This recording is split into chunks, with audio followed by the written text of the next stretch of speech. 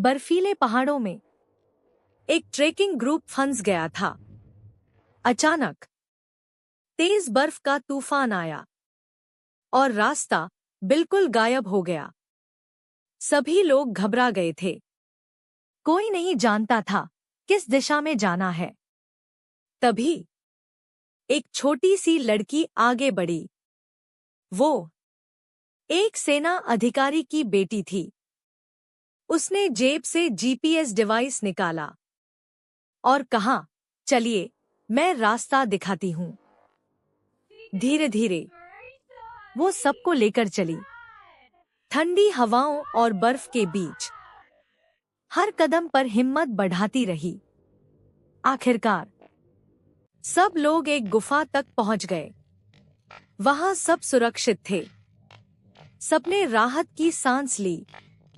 मगर अफसोस, किसी ने भी उस छोटी लड़की के YouTube चैनल को सब्सक्राइब नहीं किया।